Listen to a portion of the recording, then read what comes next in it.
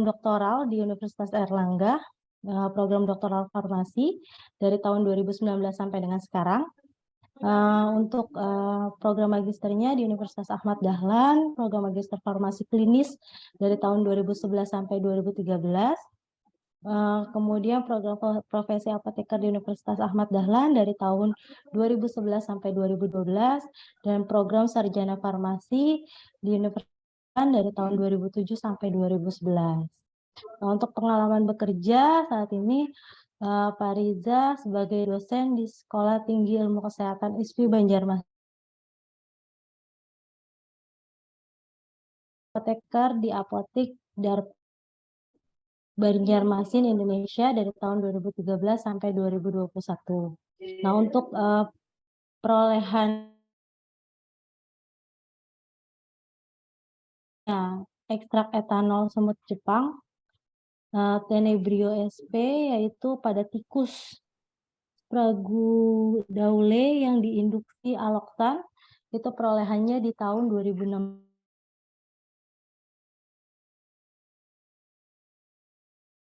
terhadap kepatuhan dan hasil terapi pasien DM tahun 2017. Jadi luar biasa ya. Nah, nanti pengalamannya dan ilmunya bisa di-sharing ke kita. Nah, untuk kekayaan juga ada 3 nih, Pak Riza, luar biasa nih, ada aplikasi program komputer pengingat minum obat, yaitu sertifikat hak cipta oleh pemerintah Republik Indonesia atau haknya di tahun 2017, aplikasi program komputer alarm minum obat di tahun 2019, dan aplikasi program komputer MPR Stikes ISFI di tahun 2022. Nah, untuk publikasi penelitiannya banyak sekali nih teman-teman. Gitu ya, ada 14 publikasinya. Mungkin saya nggak baca secara keseluruhan gitu ya. Salah satunya di sini untuk hibah yang pertama yaitu Pharmacist Continuing Professional Development for Non-Communicable Disease Management. Dan yang kedua, Medication Adherence of Diabetes Mellitus Patient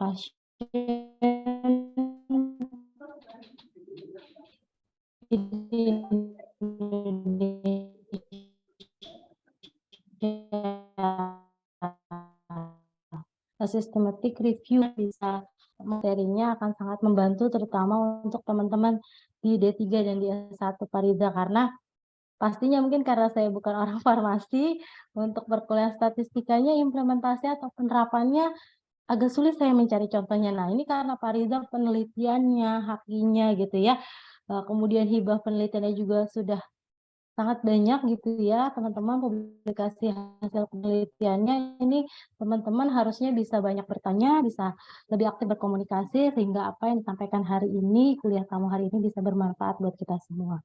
Oke, mungkin itu dari CV Fariza yang bisa saya sampaikan. Nah, untuk mempersingkat waktu, saya persilahkan saja kepada dosen tamu kita siang hari ini. Silakan Fariza untuk menyampaikan materinya kepada kami semua.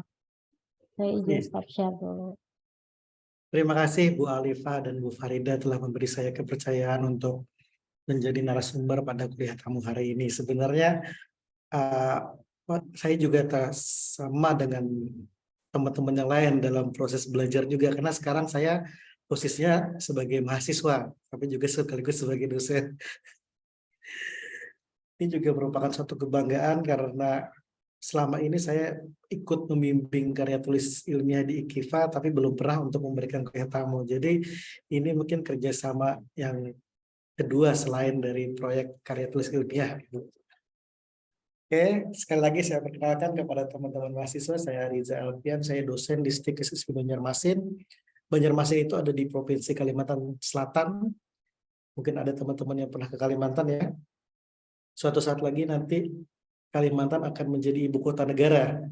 Jadi nanti yang ibu kotanya di Jakarta akan berpindah ke Kalimantan, tapi Kalimantan Timur, tapi dekat dengan Banjarmasin. Oke, itu untuk intermezzonya. Kemudian saya diberi amanah dari teman-teman di Stikes IKIPA untuk menyampaikan materi kuliah tentang statistik. Jadi kemarin diminta menyampaikan materi baik itu untuk mahasiswa sarjana maupun untuk mahasiswa diploma. Jadi saya mencoba merangkumnya dalam suatu materi agar bisa diterima baik oleh mahasiswa D3 maupun untuk mahasiswa S1. Jadi saya rangkum dengan judul analisis data penelitian.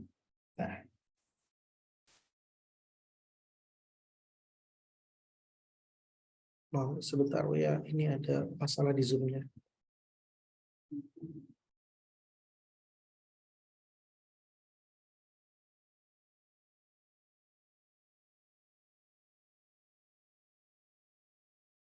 Oke.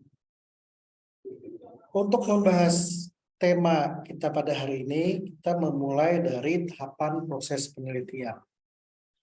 Mungkin statistik itu adalah suatu alat atau suatu metode yang nanti bisa kita gunakan pada saat kita melaksanakan penelitian.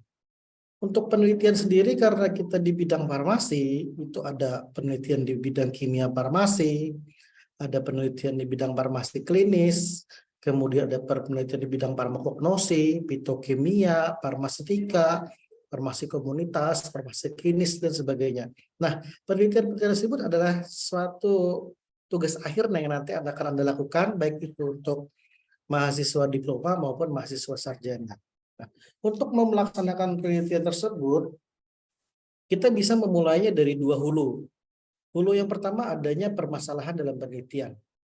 Karena penelitian akan dilakukan kalau ada suatu masalah yang ingin kita jawab. Misalnya di pelayanan kefarmasian, kita pengen melihat apakah pasien puas dengan pelayanan resep yang diberikan di apotek X. Nah, itu kan suatu pertanyaan. Nah, itu kita akan melakukan penelitian dengan hulu adanya permasalahan penelitian. Jadi kita dalam menyusun penelitian itu diawali dengan adanya masalah yang ingin kita jawab. Masalah tersebut akan kita jawab dengan melaksanakan penelitian. Kemudian hulu yang kedua yaitu berdasarkan studi pustaka. Misalnya, berdasarkan studi pustaka dari teori maupun dari referensi, pasien hipertensi yang diberikan konseling itu cenderung lebih patuh dalam mengkonsumsi obat. Apakah benar pasien hipertensi tersebut lebih patuh minum obat apabila diberikan konseling? Nah, itu kan juga jadi pertanyaan berdasarkan hasil studi pustaka. Karena secara teori orang yang dikonseling akan memiliki pengetahuan yang lebih daripada orang yang tidak dikonseling, sehingga akan memiliki kepatuhan obat yang lebih bagus daripada yang dikonseling. Nah, dari dua hulu tersebut, baik itu dari adanya permasalahan di lapangan ataupun adanya studi pustaka yang Anda lakukan, maka disitulah kita memulai dalam menyusun proposal penelitian. Nah, dari permasalahan dan studi pustaka tersebut, maka kita selanjutnya akan menyusun suatu hipotesis. Hipotesis itu definisinya mungkin yang mudah dipahami adalah suatu dugaan sementara. Jadi kita punya jawaban sementara atau dugaan sementara dari pertanyaan yang kita miliki. Jadi kita punya jawaban sementara. Misalnya tadi pertanyaannya, apakah pasien hipertensi yang dikonseling akan memiliki kepatuhan yang lebih bagus dibanding yang tidak diberi konseling? Maka kita punya hipotesis berdasarkan teori, misalnya orang yang mendapatkan edukasi, mendapatkan konseling itu cenderung lebih patuh. Nah, itu suatu hipotesis. Tapi hipotesis itu bukan berarti dia adalah kesimpulan akhir. Dia juga boleh dikatakan sebagai kesimpulan sementara yang akan kita buktikan kebenarannya melalui suatu proses penelitian.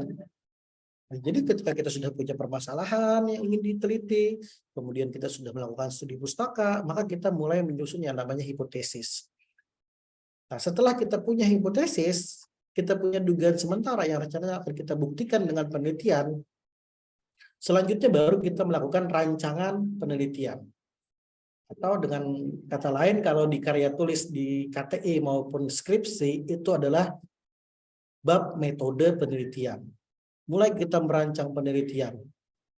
Desain penelitiannya seperti apa, populasi dan sampelnya siapa, metode pemilihan sampelnya seperti apa, kemudian pelaksanaan penelitiannya seperti apa, kemudian pengumpulan datanya seperti apa.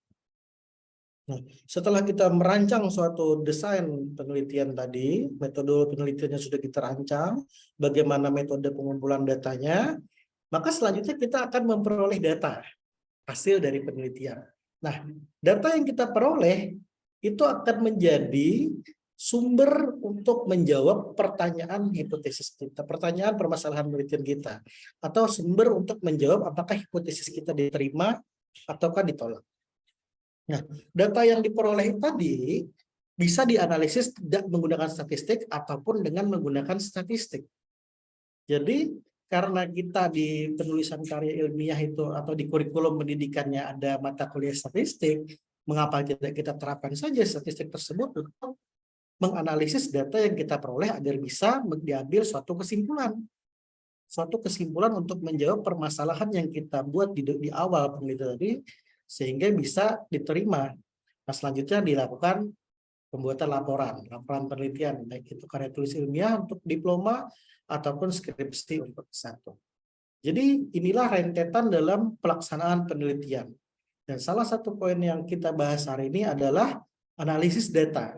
Bagaimana suatu data yang kita peroleh dari penelitian bisa kita olah, bisa kita analisis, dan bisa kita interpretasikan sehingga mampu untuk menjawab permasalahan penelitian yang kita ajukan di awal tadi. Mungkin teman-teman pernah mendengar istilah statistik, statistika. Cuma beda yang satunya tanpa A, yang satunya dengan A, Pak. Betul, tapi ternyata secara definisi dia mempunyai definisi yang berbeda. Kalau statistik itu definisinya adalah suatu kumpulan angka yang tersusun dari lebih dari satu angka. Jadi suatu kumpulan angka. Angka dalam hal ini data, kalau dalam pendidikan itu berupa data. Kemudian sedangkan statistika sendiri itu adalah merupakan suatu ilmu yang mengumpulkan, menata, menyajikan, menganalisis, dan menginterpretasikan data menjadi informasi yang untuk membantu pengambilan keputusan yang efektif. Jadi definisi ini bisa berbeda-beda, tapi pada intinya seperti ini. Ada definisi dari ahli A, definisi ahli B, tapi secara garis besar definisinya seperti ini. Pada penggunaan statistika modern pada sekarang ini, statistika didirikan sebagai metode yang digunakan untuk mengumpulkan atau menganalisis data yang berupa angka, sehingga dapat diperoleh informasi yang berguna. Prinsipnya itu dia mengumpulkan data, meringkas, melakukan interpretasi, dan menyimpulkan atau melakukan generalisasi. Jadi untuk data yang dikumpulkan adalah data yang berupa angka, atau data berupa data kualitatif tapi bisa dikoding menjadi angka. Jadi secara arti sempit, dia statistika itu adalah data, terus dia adalah alat atau untuk analisis untuk membuat keputusan. Statistika sendiri terbagi menjadi dua, yaitu statistika deskriptif dan statistika inferensial. Untuk definisinya, statistika deskriptif adalah statistika yang menggambarkan atau menganalisis hasil penelitian, tapi tidak digunakan untuk membuat kesimpulan yang lebih luas atau tidak digunakan untuk melakukan generalisasi atau inferensi dari hasil. Maksudnya seperti ini. Jadi hasil analisis dan pengolahan data statistik deskriptif itu hanya seperti memotret suatu gambar. Jadi dia mendeskripsikan, menggambarkan hasil penelitian. Misalnya di suatu puskesmas jumlah pasien hipertensinya ada 100. Nah, 50% berjenis kelamin perempuan, 50% berjenis kelamin laki-laki. Jadi dia hanya menggambarkan seperti itu. Atau misalnya yang tingkat pendidikan misalnya. Tingkat pendidikan pasien hipertensi di suatu puskesmas itu 10% yang SD, 20% yang SMP, 20% lagi SMA, 50% yang tingkat pendidikan perguruan tinggi. Nah, itu adalah contoh dari statistika deskriptif, yaitu menggambarkan hasil penelitian. Atau dengan lebih mudah dipahami yaitu seperti memotret. Kita memotret sesuatu objek, kemudian kita tampilkan ini loh gambarnya. Itulah yang dimaksud dengan statistika deskriptif. Kemudian statistika inferensial. Statistika inferensial itu digunakan untuk menganalisis data sampel dan hasilnya akan digeneralisasi untuk populasi di mana sampel diambil. Jadi di statistika inferensial itu dilakukan analisis data terhadap sampel dengan melihat misalnya apakah data X dengan data Y itu punya hubungan. Apakah data X dan data Y itu punya pengaruh. Apakah data X dan data Y punya beda. Sebagai contoh misalnya ketika kita mengumpulkan data pada penelitian hubungan antara kepatuhan minum obat dengan kadar gula darah. Dari tema yang saya sampaikan, hubungan antara kepatuhan minum obat dan kadar gula darah, di situ ada 2 variabel, kepatuhan minum obat dan kadar gula darah. Jadi kita mengumpulkan data kepatuhan minum obat pasien, kemudian kita mengumpulkan data kadar gula darah pasien.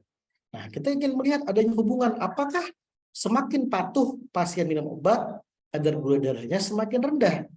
Nah, itu contoh dari statistika inferensial dalam hal untuk melihat hubungan. Apakah ada hubungan, apakah ada korelasi, apakah ada asosiasi antara kepatuhan minum obat dengan kadar gula darah. Selanjutnya, karena kita membahas statistika, statistika itu tidak bisa dilaksanakan tanpa adanya data. Maka teman-teman harus mengerti dulu apa yang dimaksud dengan data. Data itu adalah suatu keterangan atau ilustrasi mengenai suatu hal atau suatu nilai dari sesuatu yang akan kita ukur. Syarat suatu data itu adalah objektif, representatif, dan variasinya yang kecil. Berdasarkan sifatnya, ada 2 data. Sifat-sifat data ada 2. Yang pertama itu adalah data kualitatif, yang kedua adalah data kuantitatif. Data kualitatif adalah data yang bukan merupakan angka, misalnya warna, merah, hijau, kuning, tinggi, rendah, encer, kental, dan sebagainya. Kemudian berdasarkan sifatnya lagi ada yang kedua, yaitu merupakan data kuantitatif, yaitu data yang berbentuk angka. Data yang berbentuk angka itu terdiri menjadi data diskret dan data kontinu, atau data ada juga diteliti sebagai data kontinum. Data diskret sendiri adalah data yang diperoleh dari menghitung atau membilang, tapi bukan mengukur, yang disebut juga sebagai data nominal. Biasanya data nominal ini kita peroleh dari penelitian-penelitian yang bersifat eksploratif, atau penelitian bersifat untuk melihat suatu gambaran. Dan dia juga tidak mempunyai nilai pecahan. Contoh, jumlah orang misalnya ada 20. Kemudian dari 20 itu yang laki-laki 6, yang perempuan 14 misalnya. Itu juga merupakan suatu data diskret. Kemudian yang kedua adalah data kontinuum, itu data yang diperoleh dari menghitung, yaitu ada nilai pecahan. Ada 3 jenis data, yaitu data ordinal, data interval, dan data rasio. Jadi berdasarkan skala pengukuran sendiri, data itu ada 4, ada data nominal, data ordinal, data interval, dan data rasio. Nah, kita akan membahasnya satu persatu.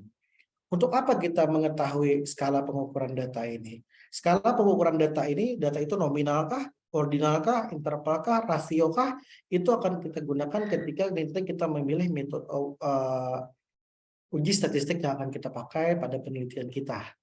Jadi kita harus bisa menentukan data yang kita kumpulkan itu dia masuk skala yang mana. Skalanya apakah nominal, skalanya apakah ordinal, apakah interval, apakah rasio.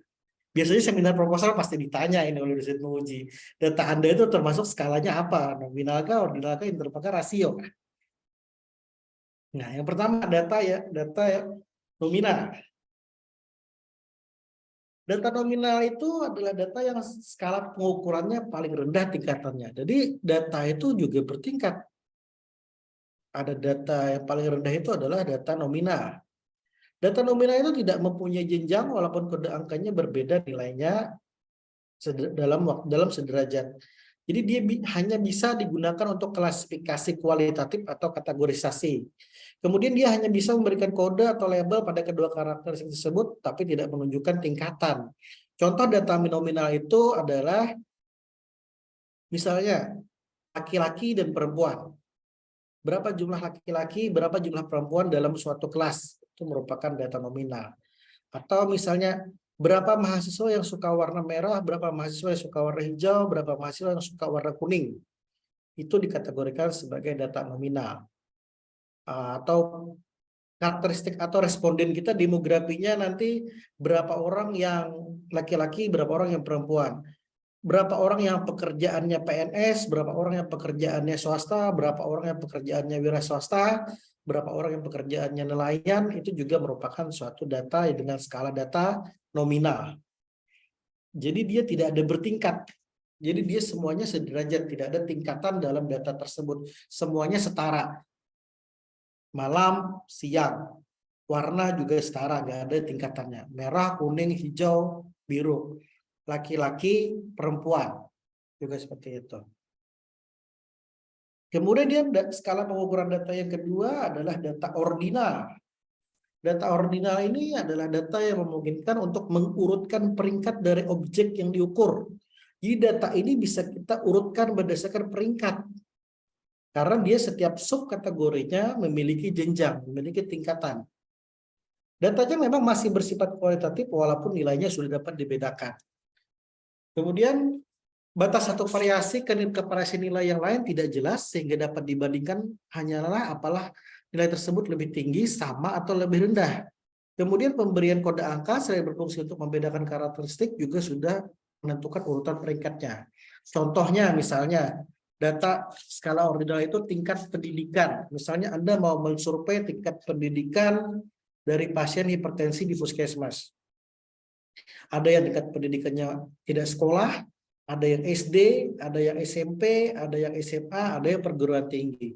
Nah, jumlah pasien yang terkategorikan pendidikannya SD, ada sekian yang terkategorikan pendidikannya SMP, sekian yang terkategorikan pendidikan SMA, itu adalah contoh dari data yang bersifat skala pengukuran ordinal. Jadi dia bertingkat datanya, tapi ukuran tingkatannya itu tidak sama persis. Misalnya, ketika seseorang masuk kategori SD, berarti dia telah menjalani pendidikan selama 6 tahun. Kemudian ketika dia masuk kategori SMP, itu 3 tahun rentangnya. Ke SMA 3 tahun, ke pendidikan tinggi bisa 4 tahun kalau misalnya S1. Nah, jadi data tingkat pendidikan tadi setiap kategorinya bertingkat, tapi tingkatannya berbeda-beda. Itu dikategorikan sebagai data ordinal. Contoh lagi misalnya tingkat kepatuhan minum obat. Mungkin pernah teman-teman mendengar ada kuesioner yang bisa mengukur kepatuhan minum obat. Hasil pengukurannya itu dikategorikan tingkat kepatuhan minum obat rendah, tingkat kepatuhan minum obat sedang, tingkat kepatuhan minum obat tinggi. Nah, nilai seseorang masuk kategori tingkat kepatuhan minum obat itu juga berbeda-beda walaupun dia bertingkat. Itu dikategorikan sebagai data ordinal. Atau contoh lain misalnya stadium penyakit kanker. Kanker itu kan ada stadium 1, stadium 3, stadium 2, stadium 3, stadium 4. Nah, dia memang bertingkat. Orang ini bisa masuk stadium 1, stadium 2, 3, atau 4. Tapi batasan orang ini stadium 1 itu kategorinya berapa itu tidak sama dengan batasan di kategori di stadium 2. Paling gampang misalnya stadium 1 itu kan kankernya masih baru tumbuh, stadium 2 itu kan sudah mulai menimbulkan gejala-gejala yang benjolan. Kalau sudah stadium 3 artinya sel kankernya sudah menyebar ke seluruh tubuh, sudah mengikuti aliran darah menyebar ke seluruh tubuh. Kemudian stadium 4 sudah mencapai 100% seluruh tubuh. Itu kalau dilihat dari tingkatan patogenesis dari kankernya, atau kalau mau dilihat dari tindakannya stadium 1 dan 2 boleh dibedah, diambil kankernya stadium 3 pakai kemoterapi, stadium 4 tidak bisa diobati lagi. Nah, itu contoh ordinal. Jadi data ordinal itu dia bertingkat, tetapi tingkatannya itu batasannya tidak jelas. Kemudian selanjutnya adalah data interval. Data interval itu memungkinkan untuk mengklasifikasikan, mengurutkan peringkatnya. Jadi dia secara definisi ada kemiripan dengan ordinal. Dia datanya bertingkat, tapi jarak antara tiap data itu jelas nilainya. Dan dia tidak memiliki nilai nol mutlak. Jadi misalnya dia tingkatan antar satu tingkat itu jelas. Misalnya kita ambil contoh suhu tubuh, temperatur. Temperatur itu kan ada 1 derajat, 2 derajat, 3 derajat Celcius, 4 derajat Celcius, dan seterusnya. Batasan antara 1 derajat, 2 derajat, 3 derajat itu jelas perbedaannya sama. 1 derajat, 2 derajat, naiknya 1 derajat, lagi ke 3 derajat. Nah, tapi untuk yang interval, dia tidak memiliki nilai nol mutlak. Jadi nol itu masih ada nilainya. Nah, kemudian yang selanjutnya adalah data rasio. Data rasio ini juga merupakan data yang bertingkat. Dia sangat mirip dengan interval. Tingkatannya itu sama. Tingkatannya itu jelas. Jadi dia memiliki sifat-sifat variabel interval. Tapi dia memiliki nilai nol mutlak, di mana nilai nol itu dianggap tidak mempunyai nilai. Contoh misalnya, kita mau mengobservasi tekanan darah pasien. Kita mau mengobservasi tekanan darah pasien di suatu puskesmas. Kita kumpulkan data tekanan darah pasien. Nah, tekanan darah yang kita kumpulkan itu adalah merupakan data rasio. Kenapa dia rasio? Karena tekanan darah itu kan angkanya bertingkat. Kemudian batasan antara tiap tingkatan itu jelas. 1 mm Hg, 2 mm Hg, 3 mm Hg, 4 mm Hg. Dan dia bedanya dengan interval adalah kalau data rasio dia punya nilai 0 mutlak. Artinya 0 itu dianggap sebagai tidak ada. Apakah ada orang punya tekanan darah itu 0 mm Hg? Tidak ada. Orang yang memiliki tekanan darah 0 mm Hg itu sama dengan orang yang meninggal. Karena tidak mungkin ada tekanan darah 0 mm Hg. Kemudian contoh lain misalnya kadar gula darah. Kadar gula darah kan juga bertingkat. 1 mg per desiliter, 2 mg per desiliter, dan seterusnya. Batasan antar angka itu jelas. Kemudian dia bertingkat. Tetapi dia mempunyai nilai 0 mutlak, di mana 0 itu tidak ada nilainya. Orang tidak ada yang memiliki kadar gula darah itu 0. Karena orang kalau memiliki kadar gula darah 0, itu sama dengan orang yang meninggal. Kemudian begitu juga contoh lain, tinggi badan. Orang tidak ada memiliki tinggi badan 0 cm. Berat badan. Orang tidak ada memiliki berat badan itu 0 kg. Kemudian dosis obat. Misalnya kita mau mengobservasi dosis obat yang diberikan kepada pasien. Kita kumpulkan data-data dosis obatnya. Maka data dosis yang kita kumpulkan itu skala datanya adalah rasio. Di mana nggak mungkin dosis obat itu diberikan 0 mg. Kalau 0 mg sama dengan pasien tidak diberikan obat. Nah, seperti itu. Nah, kemudian ini adalah flowchart untuk mempermudah memahami skala data tadi, atau skala pengukuran data tadi. Nah, ketika suatu data itu tidak bisa diurutkan, tidak bertingkat, maksudnya, maka dia sudah kita beri kesimpulan dia adalah data nominal. Suatu data misalnya, laki-laki perempuan itu kan tidak bertingkat, tidak bisa kita urutkan. Maka kita sudah menyimpulkan, oh itu pasti data nominal. Jenis pekerjaan, PNS, swasta, wira swasta, dan lain-lain, itu tidak ada tingkatan. Maka sudah pastikan itu adalah merupakan data nominal. Tapi apabila data itu bisa diurutkan atau datanya bertingkat, maka kita punya 3 pilihan. Bisa ordinal, bisa interval, bisa rasio. Sekarang, jawaban pertama tadi, apakah data bisa diurutkan atau bisa diurutkan berdasarkan tingkat? Bisa. Nah, kemudian apakah jarak antara data itu sama? Kalau jarak antara data itu tidak sama, maka kita akan menyimpulkan dia adalah merupakan data ordinal. Misalnya yang kita kumpulkan adalah tingkat pendidikan. Tingkat pendidikan itu kan TK 2 tahun, SD 6 tahun, SMP 3 tahun. Itu kan tingkatnya berbeda-beda. Maka kita simpulkan dia adalah merupakan skala pengukuran ordinal. Nah, ketika pertanyaannya tadi apakah data bisa diurutkan? Iya. Apakah jarak antara data sama? Iya. Maka pilihannya tinggal 2. Ada interval, ada rasio. Pertanyaan selanjutnya adalah apakah dia punya nilai 0 mutlak? Nilai 0 itu ada nilainya enggak? Kalau nilai 0 itu ada nilainya, maka dia termasuk ke dalam data interval. Kalau nilai 0 itu enggak ada nilainya, maka dia masuk ke dalam data rasio. Nah, ini mungkin cara yang mudah untuk menentukan apakah data kita itu masuk nominal, ordinal, interval, ataupun rasio. Biasanya ini akan ditanyakan ketika teman-teman melaksanakan seminar proposal. Karena nanti pentingnya memahami jenis data ini adalah untuk menentukan metode statistik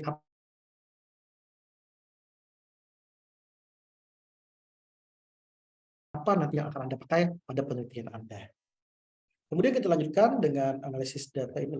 Data atau analisis data bisa yang paling banyak digunakan mungkin SPSS, walaupun nanti ada program-program yang lain, tapi yang paling gampang dipakai itu adalah SPSS. Kalau dia lakukan secara manual, itu yaitu dilakukan dengan menginterpretasikan dengan cara membandingkan hasil perhitungan dengan tabel pada alfa tertentu. Nah, biasanya kita melakukan perhitungan dengan rumus-rumus tertentu, kita bandingkan dengan alfa. Kemudian hasil ujinya dilihat signifikan atau tidak. Signifikannya kita lihat dari hasil perhitungan apakah dia melebihi nilai tabel atau seperti yang lainnya. Kemudian kalau pakai program SPSS, kita tinggal memasukkan data ke dalam program SPSS, kemudian datanya diolah oleh oleh program SPSS, kemudian kita tinggal menginterpretasikan output dari SPSS-nya dengan cara membandingkan nilai P-nya, signifikasinya dengan apa yang telah kita tentukan. Alpha itu kan kita bisa memakai 0,5, 0,1 dan lain-lain. Jadi hasil uji bisa signifikan atau tidak signifikan kalau kita melihat dari keluaran atau output dari SPSS-nya. Biasanya dikatakan signifikan apabila nilai P-nya kurang dari alfa. Alfanya kita yang menentukan sendiri. Nah, alfa itu kan terkadang ada yang pakai 0,5, ada yang 0,05, ada yang pakai 0,01, ada yang 0,1. Itu biasanya tergantung kepada data apa yang kita kumpulkan. Semakin kecil variabel pengganggu dari variabel yang kita teliti, maka kita bisa menggunakan alfa yang lebih kecil. Contohnya misalnya, ketika kita melakukan penelitian kimia farmasi, kita mengukur kadar suatu obat. Nah, kita bisa menggunakan P yang lebih kecil dari biasanya. Misalnya kan umumnya digunakan P-nya 0,05 alfanya. Nah, kenapa bisa lebih kecil? Karena kemungkinan data itu untuk sebarannya luas itu lebih kecil. Tapi kalau kita melakukan penelitian pada manusia, pada hewan, nah mungkin kita bisa menaikkan nilai alfanya karena ada potensi variabilitas data yang mungkin lebih besar daripada kita meneliti di benda mati. Kemudian pertimbangan dalam pemilihan uji statistik yang pertama tadi tentu saja adalah skala pengukuran datanya. Kita harus tahu dulu data kita itu nanti nominalkah, ordinalkah, intervalkah, rasio. Kemudian kita harus tahu tujuan ujinya. Tujuan ujinya kita apakah hanya mendeskripsikan atau kita melakukan komparasi. Komparasi itu perbandingan. Apakah kita mau melihat adanya hubungan antara dua variabel atau kita mau melihat pengaruh dari variabel tertentu terhadap variabel yang lain. Misalnya kalau kita mau melihat komparasi, kita punya dua kelompok pasien. Kelompok satu kita konseling, kelompok yang satunya nggak kita apa-apain. Nanti kita lihat yang mana yang lebih patuh minum obat. Itu contoh yang untuk melihat komparasi. Kalau contoh untuk melihat hubungan, misalnya kita mau melihat apakah pasien yang memiliki pengetahuan bagus, kepatuhan minum obatnya bagus. Nah, itu untuk melihat hubungan. Karena belum tentu pasien yang pengetahuannya bagus, kepatuhan minum obatnya juga bagus. Nah, itu nanti contoh dari uji hubungan yang bisa dilakukan. Kemudian untuk melihat pengaruh misalnya, kita mau menghubungkan antara variabel independen dengan variabel dependen. Independen itu bebas, dan dependen itu terikat. Apakah variabel independen itu bisa mempengaruhi variabel dependen? Kemudian kita juga melihat distribusi asal sampelnya. Apakah dia data kuantitatif atau dia data kualitatif? Kemudian dia nanti dilihat juga sampelnya bebas atau berpasangan. Kemudian kita juga harus melihat jumlah kelompok sampelnya, jumlah variabelnya, dan besar sampelnya. Yang ini terkait dengan distribusi datanya. Datanya nanti terdistribusi normal ataupun tidak. Nah, sekarang kita mulai dari statistika deskriptif. Statistika yang berfungsi untuk mendeskripsikan atau memberikan gambaran terhadap objek yang diteliti melalui data sampel atau populasi sebagaimana adanya tanpa melakukan analisis kesimpulan yang bersifat umum. Nah, jadi statistika deskriptif tadi adalah memberikan deskripsi, memberikan gambaran dari data yang diperoleh. Hasil pemotretan kita tadi, hasil observasi kita tadi disampaikan apa adanya, misalnya disampaikan dalam bentuk tabel frekuensi, disampaikan dalam mean, median, modus, dan lain-lain. Datanya di penyajian data itu adalah data yang diperoleh dari observasi. Observasi itu bisa pengamatan langsung, kemudian melakukan wawancara, menggunakan angket itu bisa kuesioner, baik itu online maupun offline, kemudian hasil dokumentasi dan lain-lain. Nah, prinsip penyajian data untuk statistik deskriptif itu adalah komunikatif dan lengkap. Artinya datanya itu harus bisa dipahami oleh pembaca dengan mudah dan data yang disajikan harus lengkap untuk menggambarkan apa yang kita potret, apa yang hasil observasi kita digambarkan secara lengkap sehingga dia menarik perhatian pembaca terus mudah dipahami isinya. Nah, kalau di SPSS ini saya coba tampilkan screenshot SPSS. Kalau kita menggunakan SPSS, kalau kita udah entry data, itu ada di bagian analyze, kemudian masuk ke deskriptif statistik. Kita bisa melihat tabel frekuensi, kita bisa melihat tabel mean, modus, kemudian tabulasi silang, dan lain-lain. Nah, ini saya contohkan. Yang pertama, di penyajian data yang dalam berbentuk tabel hasil uji deskripsi, hasil uji deskriptif tadi. Misalnya kita melakukan penelitian untuk melihat demografi pasien hipertensi. Demografi pasien hipertensi di suatu puskesmas misalnya. Dan kita melakukan pengumpulan data menggunakan kuesioner terhadap pasien hipertensi untuk melihat jenis kelamin, usia, kebiasaan, pendidikan, pekerjaan, dan riwayat hipertensinya. Sampel kita ada 30, kita kasih kuesioner. Dia ngisi jenis kelamin Bapak, jenis kelamin responden apa? Ada yang jawab laki-laki, ada yang jawab perempuan. Usianya ada yang menjawab di antara 0 sampai 50, ada yang menjawab lebih dari 50. Nah, ini contoh adalah uji statistika deskriptif di mana dia menggambarkan distribusi frekuensi dari setiap parameter yang kita teliti. Misal kita meneliti jenis kelamin, laki-laki jumlahnya berapa, perempuan jumlahnya berapa. Kemudian kebiasaan pasien yang merokok jumlahnya berapa, tidak merokok jumlahnya berapa. Kita tampilkan dalam bentuk tabel distribusi frekuensi. Kemudian kita juga bisa menampilkan dalam bentuk tabel tabulasi silang.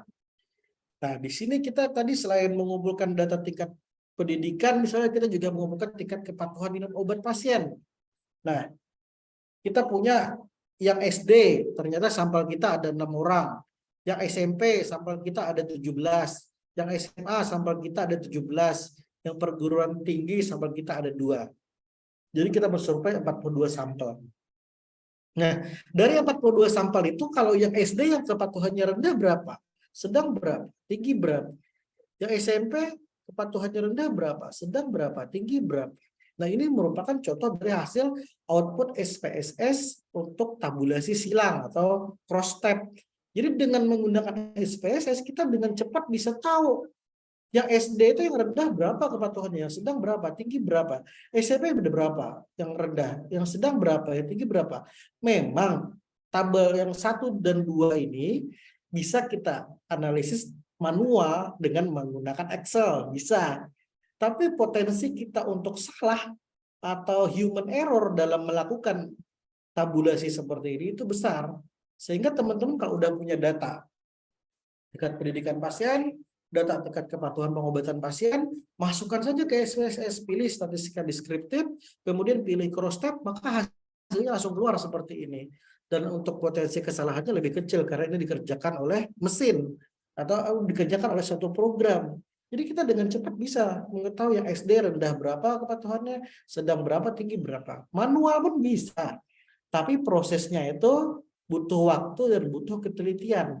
Dan lagi pula tidak ada output bukti bahwa kita yang mengerjakan. Kalau SPSS itu ketika kita masukkan ke dalam suatu program, maka dia akan keluar outputnya. Dan itu bisa menjadi bukti bahwa kita benar-benar telah mengerjakan sendiri.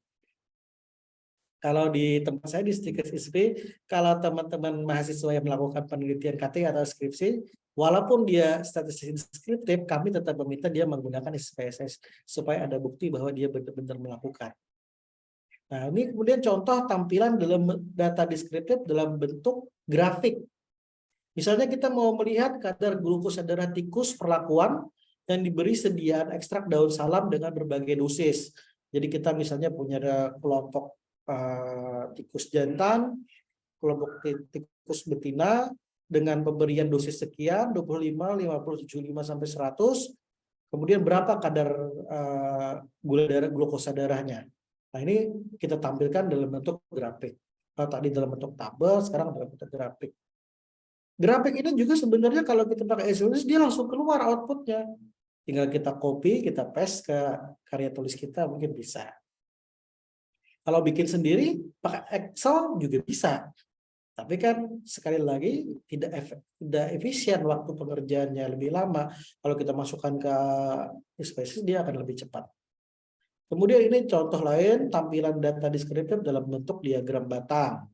Ini untuk melihat kadar kolesterol tikus jantan dan betina yang diberi perlakuan perasan wortel selama 6 bulan. Jadi pada bulan kedua kadar kolesterolnya sekian, bulan ketiga sekian. Ini kita contoh tampilkan dalam bentuk diagram batang. Kemudian bisa juga kita berikan tampilan dalam bentuk diagram lingkaran. Misalnya jenjang pendidikan pegawai dari PT Maju.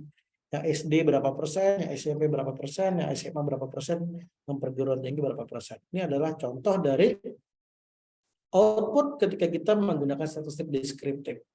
Yang kita tampilkan baik itu dalam bentuk tabel, dalam bentuk grafik, maupun dalam bentuk diagram lingkaran.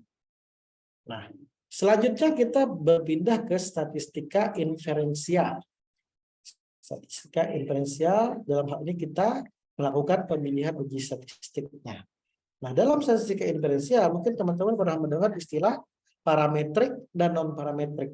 Nah, jadi kita ketika punya data, kita nanti akan memilih analisis statistik kita menggunakan yang sifatnya parametrik atau yang sifatnya non-parametrik. Nah, tahap pertama untuk bisa menentukan dia parametrik atau non-parametrik, kita harus tahu dulu skala pengukuran datanya. Skala pengukuran data tadi kan ada 4, interval, rasio, nominal, dan ordinal. Ketika data kita itu sifatnya skala pengukuran data adalah nominal dan ordinal, kita otomatis akan memakai uji statistika non-parametrik. Tapi ketika kita punya data yang skala pengukurannya interval atau rasio, kita bisa masih ada pilihan parametrik atau non parametrik. Maka ketika data kita itu sifat pengukurannya adalah interval dan rasio, maka kita harus melakukan yang pertama yaitu uji distribusi data. Kita ingin melihat datanya nanti berdistribusi normal atau tidak. Jadi uji distribusi ini untuk melihat apakah nanti menggunakan parametrik atau non parametrik ketika datanya berupa interval atau rasio. Nah, misalnya data kita rasio, terus kita uji distribusinya. Kalau dia distribusinya normal, maka kita akan memakai statistika uji yang parametrik. Tapi kalau data kita tidak terdistribusi normal, maka kita akan menggunakan statistika non-parametrik. Jadi ini adalah tahap untuk menentukan apakah kita nanti analisisnya menggunakan uji statistika parametrik ataukah nanti kita menggunakan non-parametrik. Umumnya yang digunakan untuk uji normalitas atau distribusi data ini, kalau di SPSS kita biasanya menggunakan Kolmogorov-Smirnov, kemudian juga bisa menggunakan Shapiro-Wilk, dan lain-lain. Ada Jarque-Bera dan lain-lain. Nah, mungkin ada juga pendapat yang menyatakan bahwa kalau data itu dikurang dari 30, dia bisa otomatis menggunakan non-parametrik. Atau datanya lebih dari 30, biasanya langsung saja pakai parametrik. Tapi saya lebih prefer untuk memilih melakukan uji seperti ini. Saya tentukan dulu, saya tentukan dulu skala pengukuran datanya termasuk yang mana. Setelah kita bisa menentukan dia skala datanya masuk mana. Kalau dia nominal ordinal langsung pakai non parametrik. Tapi kalau dia berupa interval ataupun rasio, maka kita tetap melakukan uji distribusi normalnya untuk menentukan bahwa apakah dia terdistribusi normal atau tidak. Kalau dia terdistribusi normal, maka kita akan menggunakan yang parametrik. Kalau dia tidak terdistribusi normal, maka dia menggunakan non-parametrik. Untuk uji, misalnya kita menggunakan uji Kolmogorov-Smirnov, nanti akan keluar nilai P, nilai signifikansinya. Apabila dia lebih dari atau sama dengan 0,05, maka dia terdistribusi normal. Kalau dia kurang dari 0,05, maka dia dikatakan tidak terdistribusi normal. Jadi ini tahap dulu untuk menentukan nanti apakah kita memakai yang parametrik ataukah memakai yang non parametrik. Selanjutnya perbedaan dari parametrik dan non parametrik, yaitu yang pertama tadi bentuk distribusinya. Parametrik itu berdistribusi normal. Kalau yang non parametrik berdistribusi bebas. Ada yang menyatakan distribusi bebas atau ada juga yang menyatakan bahwa itu distribusi yang tidak normal. Kemudian untuk skala pengukurannya, untuk yang parametrik tadi adalah skala interval dan rasio. Kemudian adalah untuk non-parametrik adalah skala nominal dan ordinal atau interval dan rasio yang tidak berdistribusi normal. Kemudian untuk jumlah sampel besar itu biasa digunakan parametrik, untuk jumlah sampel kecil biasanya digunakan non parametrik. Tapi kembali lagi ada dua pendapat, bisa langsung berdasarkan jumlah sampel, ada yang dengan cara melihat skala pengukuran dan bentuk distribusi datanya. Kemudian untuk lanjutannya lewat saja. Kita langsung ke pemilihan uji statistik. Kita pertama memilihnya yang berdasarkan uji beda dari dua kelompok sampel bebas. Uji beda dari dua kelompok sampel bebas itu maksudnya adalah kita punya dua kelompok sampel. Misalnya kita punya kelompok perlakuan, kita punya kelompok kontrol. Misalnya kita penelitian untuk melihat apakah bunga rosella itu punya efek dalam menurunkan tekanan darah. Nah, misalnya kita punya 100 sampel yang diberi kelompok bunga rosella, teh bunga rosella misalnya, terus ada 100 sampel yang tidak mendapatkan kelompok bunga rosella. Jadi ada kelompok yang dapat bunga rosella itu kelompok perlakuan, kemudian kelompok yang tidak mendapatkan bunga rosella itu adalah kelompok kontrol. Nah, kita kasih sebulan di kelompok perlakuan rosellanya, yang di kelompok kontrol tidak kita apa-apai sebulan. Setelah sebulan, tekanan darah dari masing-masing kelompok kita ukur. Nah, kita pengen melihat dari 100 sampel masing-masing kelompok itu ada perbedaan nggak? Itu adalah untuk melihat uji beda dari dua kelompok sampel bebas. Artinya sampelnya itu ada satu kelompok yang tergolong perlakuan, ada satu kelompok yang tergolong kontrol tadi. Nah, kita mau melihat perbedaan antara dua kelompok tersebut. Nah, yang pertama jelas kita harus melihat skala pengukuran data. Kalau data yang kita ukur misalnya itu tekanan darah itu termasuk data yang mana? Tekanan darah itu masuk sebagai data rasio. Maka asumsi kita, kalau rasio kita pakainya t-test independen atau independen sampel t-test. Belum tentu. Setelah kita tahu dia rasio, maka kita akan melakukan uji distribusi atau normalitas data tadi. Kalau dia sudah dinyatakan rasio dan terdistribusi normal, baru kita menggunakan parametrik. Di sini yang parametrik cuma satu. Yang parametrik adalah t-test independent sample. Chi-square, Bell-Coxon sum rank test, Human-Whitney, tiga yang dari urutan atas ini adalah uji statistik non-parametrik. Jadi kita tentukan dulu tekanan darah, itu adalah merupakan data rasio. Setelah itu datanya kita uji normalitas datanya, uji distribusi normal, terdistribusi normal atau tidak. Kalau ternyata dia tidak terdistribusi normal, turun datanya. Pakai yang parametrik. Human-Whitney bisa, Wilcoxon sum rank test juga bisa. Tapi kalau dia datanya rasio dan terdistribusi normal, otomatis kita akan memilih independent sample t-test. Karena independent sample t-test itu adalah uji parametrik. Dan tiga di atas itu adalah uji non-parametrik. Kemudian ketika kita memilih uji statistik untuk dua kelompok sampel yang berpasangan. Dua kelompok sampel yang berpasangan itu contohnya seperti ini. Kita pengen melihat dampak dari konseling terhadap pengetahuan pasien. Jadi kita kumpulkan 100 pasien. Kita ukur pengetahuannya tentang penggunaan obat insulin misalnya. Kita ukur tingkat pengetahuannya. Setelah itu 100 orang ini kita konseling. Setelah kita konseling, seminggu kemudian kita ukur lagi pengetahuannya menggunakan alat ukur yang sama. Nah, kita pengen melihat apakah sebelum dikonseling dan setelah dikonseling terjadi perbedaan tingkat pengetahuan. Atau malah konseling yang kita lakukan itu nggak ada efeknya. Sama aja, jangan-jangan data pengetahuan sebelum dikonseling dan setelah dikonseling. Kita pengen melihat ada perbedaan nggak, ada perbaikan nggak pengetahuan pasien setelah diberi konseling.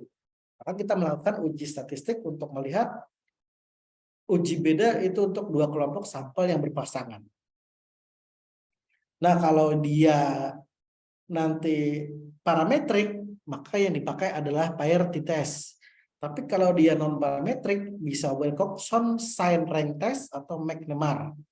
Jadi, misal karena kita ingin melihat tingkat pengetahuan misalnya. Tingkat pengetahuan umumnya kan dikategorikan tingkat pengetahuan baik, sedang, kurang. Seperti itu kan. Pada baik, sedang, kurang itu kan batasannya tidak jelas walaupun dia bertingkat. Maka kita biasanya menggunakan ordinal langsung. Tapi kalau misalnya kita rubah, misalnya penelitiannya seperti ini. Pengen melihat kadar gula darah pasien sebelum diberikan daun salam dan setelah diberikan daun salam. Kadar gula darah sebelum diberikan dan setelah diberikan itu diberikan daun salam terjadi perbedaan atau tidak? Kadar gula darah, skala datanya rasio. Tapi kita tidak serta-merta langsung memilih PRT test. Kita uji dulu normalitas datanya. Kalau dia terdistribusi normal, baru kita pakai PRT test.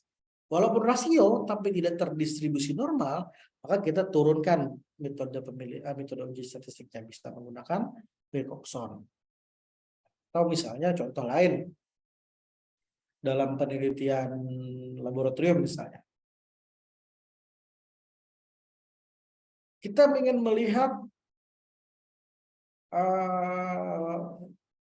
kadar suatu obat setelah dibuka selama 7 hari. Misalnya kita ingin melihat kadar suatu sirup yang telah dibuka selama 7 hari dan disimpan tidak di dalam kulkas. Terjadi perubahan kadarnya. Misalnya kadarnya 100% ketika kita baru beli sirup itu, yang kita beli misalnya 30 botol. Kemudian kita buka satu persatu, kita ukur kadarnya dengan menggunakan spektrofotometer. Dapat kadarnya, misalnya anggap saja kadarnya 99% rata-rata dari 30 botol tadi. Kemudian kita biarkan dia terbuka, tutup botolnya di tempat terbuka, tidak di dalam lemari pendingin. Seminggu kemudian kita ukur lagi kadarnya. Terjadi perubahan nggak? Nah, misal terjadi perubahan kadarnya itu turun, ada yang 97, ada yang 96, ada yang 95, ada yang 94, ada yang bertahan 99. Nah, kemudian kita uji apakah perbedaan yang sebelum dibuka tutup botol dan setelah dibuka tutup botol itu terjadi perbedaan yang bermakna. Maka kita uji dengan uji beda 2 kelompok sampel berpasangan.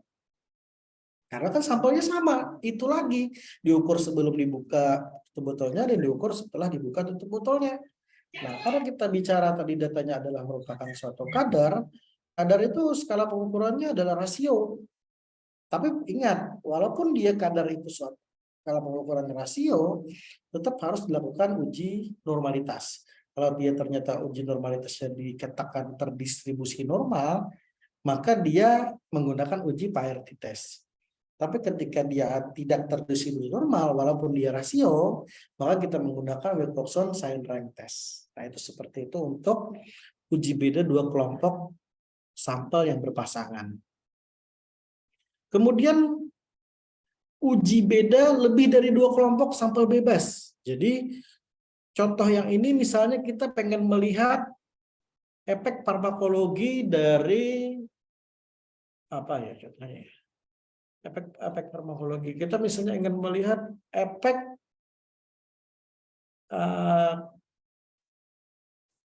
semut Jepang terhadap penurunan kadar gula darah. Jadi kita ada punya semut Jepangnya kita ekstrak, kemudian dapat ekstrak. Ekstraknya nanti kita bikin ada yang 25%, 50%, 75%, 100%. Jadi kita punya 4 kelompok ekstrak. Dan kita juga otomatis punya 4 kelompok hewan uji. Anggaplah kita punya tikus. Jadi 4 kelompok tikus ini kita ukur dulu prey-nya. Kadarnya. Setelah diberikan ekstrak semut Jepang tadi. Yang setelah diberikan 25%, berapa kadar glukosanya? Setelah diberikan ekstrak yang 50%, berapa kadar glukosanya? Berbeda setelah diberikan ekstrak 75%, berapa kadar glukosanya? Setelah diberikan ekstrak 100%, berapa kadar glukosanya? Nah, itu kita bandingkan ada 4 kelompok. Otomatis kan dia lebih dari 2 kelompok.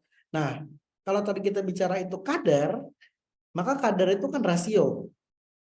Tapi perlu lagi diuji dengan uji normalitas data. Kalau dia terdistribusi normal, maka kita akan memakai one way ANOVA. Tapi kalau kita tidak terdistribusi normal, maka kita akan menggunakan Kruskal Wallis. Atau contoh lain misalnya di penelitian terhadap manusia. Misalnya kita punya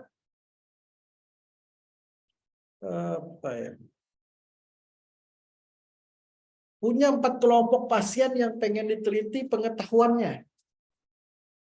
tentang cara penggunaan insulin. Kita kumpulkan 100 orang di kelompok 1, 100 orang di kelompok 2, 100 orang di kelompok 3, 100 orang di kelompok 4, itu pasien DM ya. Di kelompok 1 itu diberikan intervensi berupa konseling. Di kelompok 2 diberikan intervensi berupa leaflet, kasih leaflet. Di kelompok 3 dikasih intervensi berupa pemberian flyer menggunakan WhatsApp. Kelompok 4 nggak kita kasih apa-apa. Kita lihat hasilnya. Pengetahuan di kelompok 1, 2, 3, dan 4, tingkat pengetahuannya berbeda nggak? Memiliki perbedaan nggak secara statistik? Nah, karena tadi tingkat pengetahuan itu adalah merupakan suatu data ordinal, maka uji yang kita pakai bisa menggunakan uji Kruskal Wallis. Nah, selanjutnya, untuk menguji beda lebih dari 2 kelompok berpasangan tadi kan yang sebelum dan sesudah, atau bahasa gampangnya itu pre and post tadi. Jadi kan sebelum diintervensi dan setelah diintervensi, kita kan itu kan untuk melihat perbedaan dalam kelompok yang berpasangan. Misalnya kelompoknya lebih dari 2, kalau datanya bersifat nominal bisa menggunakan Cochrane, kalau ordinal bisa menggunakan Friedman. Kemudian untuk uji beda 2 variabel atau lebih yang diuji bersama-sama, kalau 2 kelompok itu menggunakan MANOVA Hotelling Stress, dan untuk lebih dari 2 kelompok MANOVA Weisz Lambda. Tapi yang metode ini jarang dipakai untuk di tingkatan penelitian diplom maupun pada penelitian sarjana. Nah, ini untuk uji beda statistik saya coba rampungkan agar mudah dipahami. Untuk uji beda statistik non parametrik, kalau dia 2 kelompok, non parametrik tadi kan skala pengukuran datanya kita nominal dan ordinal. Bisa juga interval dan rasio tapi tidak terdistribusi normal. Kalau dia 2 kelompok, kita pengen melihat uji beda yang kelompok bebas atau berpasangan. Bebas itu kan artinya kan 2 kelompok yang berbeda. Kalau berpasangan itu adalah kelompok sebelum dan sesudah di kelompok yang sama. Nah, kalau dia kelompoknya bebas, kalau skala datanya nominal, dia pakai chi-square. Kalau skala datanya ordinal, bisa menggunakan Human-Whitney atau Wilcoxon sum. Tapi kalau kita mau melihat data pre-post, data yang berpasangan, pre-study dan post-study setelah diberikan intervensi, maka kita kalau skala datanya nominal, kita akan menggunakan uji McNemar. Kalau skala datanya ordinal, kita akan menggunakan Wilcoxon sign. Jadi Wilcoxon itu ada 2, ada Wilcoxon sign untuk data yang berpasangan, ada Wilcoxon sum itu untuk data yang atau kelompok bebas.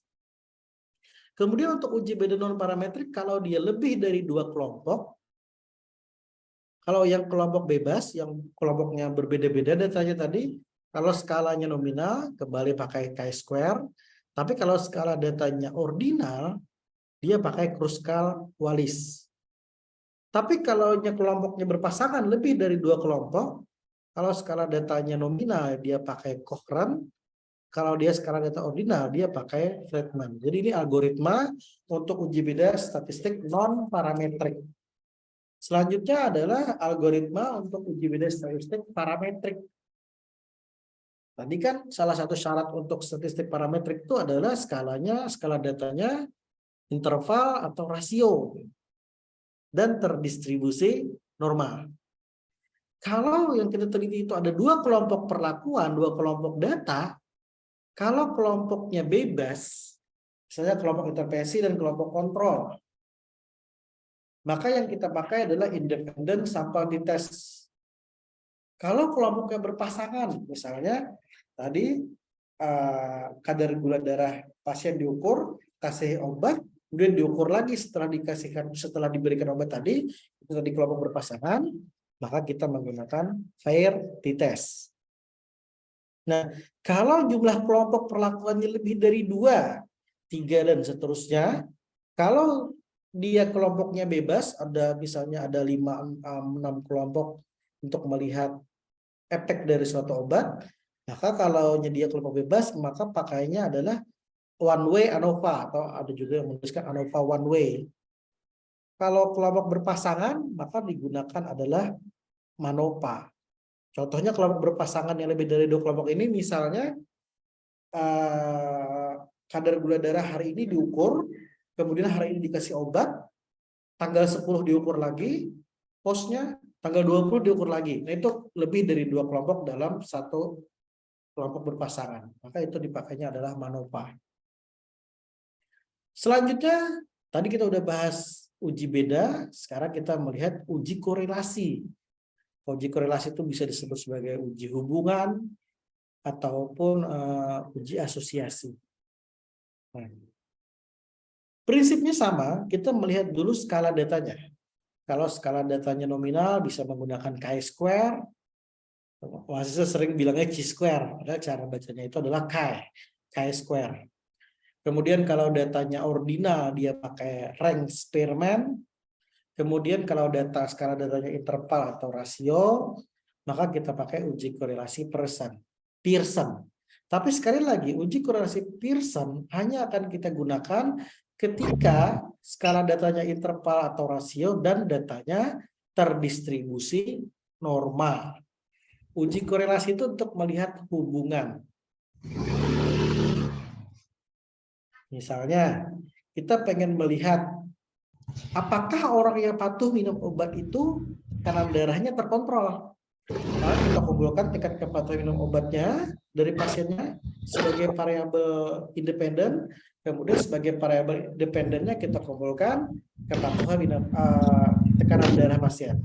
Di situ kita bisa melihat apakah nanti kepatuhan minum obat memiliki korelasi dengan tekanan darah pasien. Kalau kita punya pertanyaan tadi di awal perumusan masalah, apakah kepatuhan memiliki korelasi dengan tekanan darah?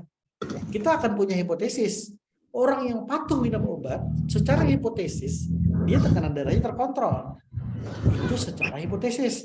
Tapi mau kita buktikan dengan penelitian kita di suatu puskesmas misalnya.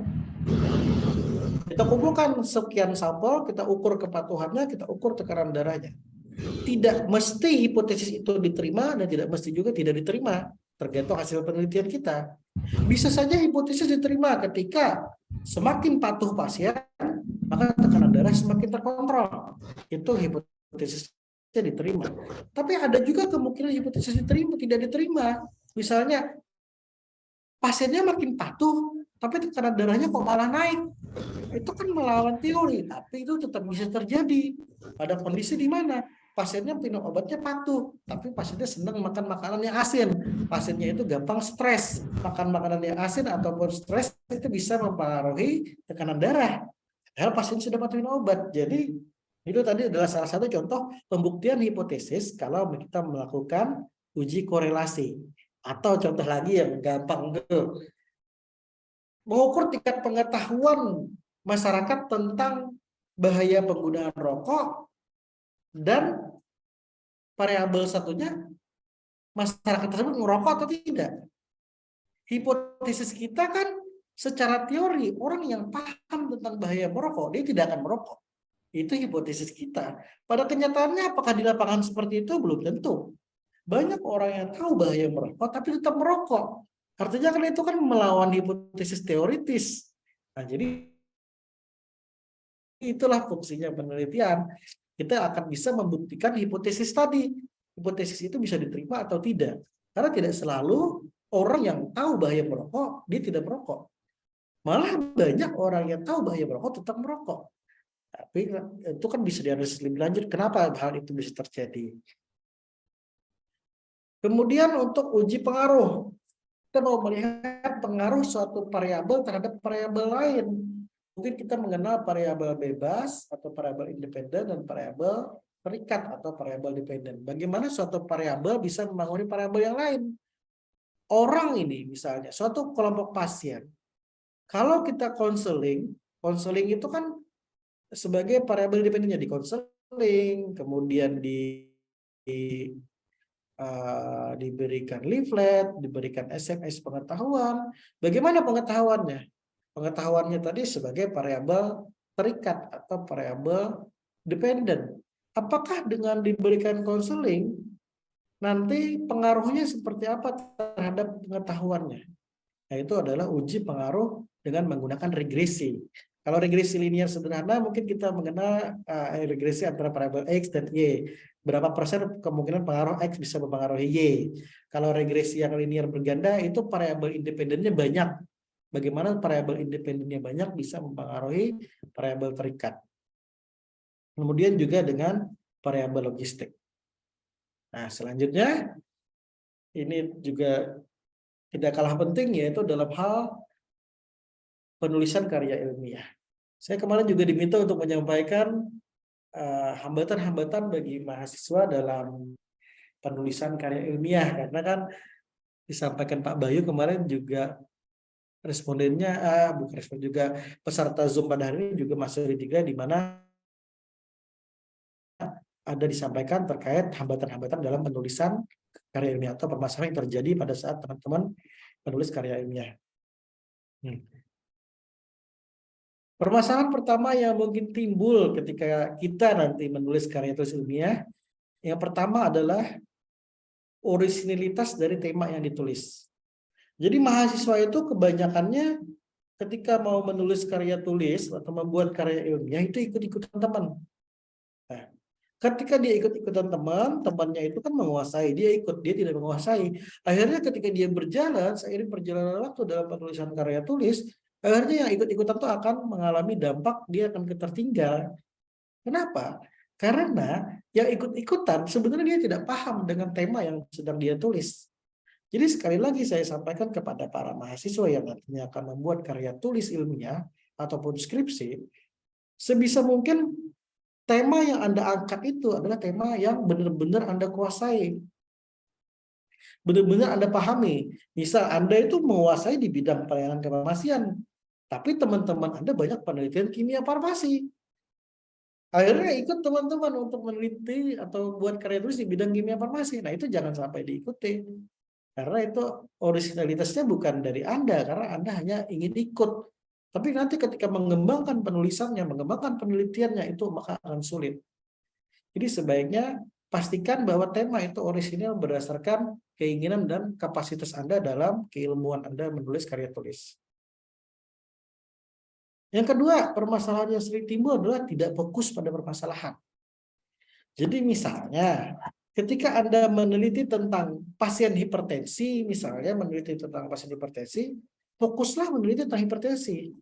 Memang pada kenyataannya pada saat penelitian, kan tingkat pengetahuan pasien hipertensi, kepatuhan pasien hipertensi, kualitas hidup pasien hipertensi, itu akan sedikit banyak terpengaruh oleh komplikasi penyakit lain. Nah, terkadang mahasiswa itu ketika membahas tentang hasil penelitian terkait hipertensinya, itu apa istilahnya, merambat ke hal-hal yang sebenarnya tidak substansi untuk dibahas. Dia misalnya membahas tentang komplikasi penyakit jantungnya, komplikasi gagal ginjalnya, komplikasi stroke-nya, itu sebaiknya dihindari. Atau misalnya ketika di penelitian laboratorium, ketika kita mau meneliti, mengidentifikasi suatu flavonoid. Flavonoid itu kan adalah suatu senyawa turunan dari fenol. Nah, jangan terkecoh untuk malah ikut-ikutan membahas senyawa fenolik yang lain. Aninnya, asam galatnya, fokuslah membahas di flavonoidnya. Itu juga sering saya temukan ketika mahasiswa menyusun karya tulis ilmiah. Kemudian permasalahan selanjutnya adalah dalam hal penyajian data hasil penelitian. Nah, tadi kita kan punya data, kita analisis, kita interpretasi, kemudian kita sajikan hasilnya. Nah, sebisa mungkin data yang kita sajikan itu bersifat komunikatif. Maksudnya, data yang bersifat komunikatif itu adalah mudah dipahami oleh orang yang membaca. kita menulis karya tulis itu bukan hanya untuk kita sendiri, tapi nanti karya tulis itu akan dibaca oleh orang lain. Sehingga penyajian data itu harus bisa dipahami oleh orang yang membaca. Jadi kita sajikan secara sederhana dan komunikatif. Sehingga data yang kita sajikan itu akan mudah dipahami oleh orang lain. Kemudian permasalahan selanjutnya adalah kemampuan menginterpretasi hasil penelitian dan penyusunan pembahasan. Nah, jadi ketika kita udah punya hasil, kita harus bisa menginterpretasikannya, memahami hasilnya, kemudian menuangkan hasilnya. Untuk bisa melaksanakan ini, maka kita perlu memahami teori-teori dalam analisis statistik, kemudian kita juga harus membaca banyak referensi-referensi terkait penelitian-penelitian sejenis, bagaimana dia menginterpretasikan hasil analisis datanya. Kemudian dalam hal penyusun pembahasan juga seperti itu, karena pembahasan itu adalah suatu poin yang membahas hasil dari penelitian, sehingga pembahasannya itu harus straight terhadap hasil penelitian yang kita peroleh. Jangan sampai nanti pembahasannya malah merambat ke tema-tema yang lain. Kemudian permasalahan selanjutnya yang saya temukan ketika penyusunan karya tulis adalah kemampuan penulisan menggunakan tata bahasa Indonesia yang baik dan benar. Jadi yang namanya karya tulis itu harus menggunakan bahasa Indonesia yang baik dan benar. Terkadang mahasiswa itu rancu dalam menulis bahasa, dalam menulis kata ini baku atau tidak. Kalau kita ingin tahu kata ini baku atau tidak, maka rujukan kita adalah menggunakan KBBI, Kamus Besar Bahasa Indonesia. Nah, untungnya Kamus Besar Bahasa Indonesia sekarang bisa diakses secara online. Saya ambil contoh satu kata, konfirmasi. Konfirmasi. Kalau kita mau menuliskan dia dalam bentuk melakukan konfirmasi, kan pilihannya ada dua, mengkonfirmasi atau mengonfirmasi. Yang satunya mengkon pakai K, yang satunya mengon tanpa K, mengkonfirmasi atau mengonfirmasi. Kata dasarnya kan konfirmasi. Sebagian besar orang akan menuliskan mengkonfirmasi. Padahal itu salah menurut KBBI. Yang benar adalah mengonfirmasi tanpa K. Jadi ketika menuliskan tata bahasa Indonesia, kalau kita udah bingung apakah kata ini baku atau tidak, silakan teman-teman membuka KBBI online. Tuliskan katanya di situ. Nah, bisa kita cek secara online. Kemudian permasalahan yang selanjutnya adalah kemampuan mahasiswa dalam mencari sumber referensi, baik itu referensi teori maupun hasil penelitian sejenis. Nah, perlu diingat, referensi yang bisa kita pakai dalam penyusunan karya ilmiah itu adalah referensi yang bersifat reliable dan dapat dipertanggungjawabkan. Apakah kita bisa menggunakan referensi dari web atau blog? Tidak. Menurut saya itu belum kuat untuk dijadikan sebagai referensi. Referensi yang kita bisa gunakan misalnya adalah dari buku referensi, textbook, kemudian dari jurnal hasil penelitian, kemudian dari systematic review, kemudian meta-analisis. Tapi kalau dari blog, kemudian web, itu menurut saya itu kesahihan atau validitas informasi yang disampaikan itu masih dipertanyakan. Jadi sumber referensi sebaiknya menggunakan yang benar-benar valid seperti textbook, jurnal, maupun kumpulan-kumpulan dari jurnal, misalnya review analisis ataupun systematic review.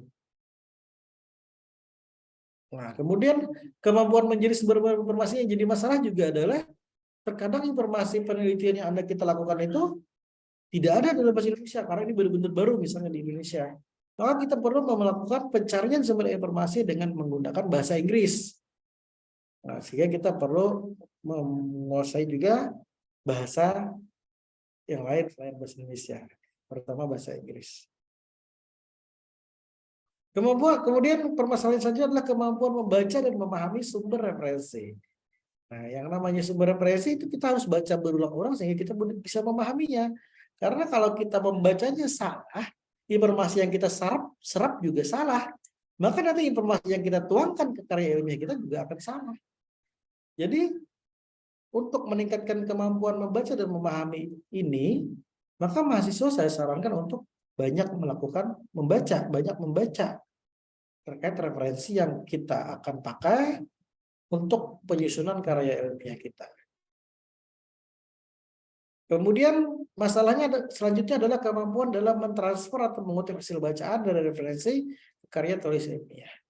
Nah, ketika kita mendapatkan suatu kutipan, suatu informasi yang nantinya akan kita tuliskan ke dalam karya ilmiah kita, itu tidak boleh copy paste.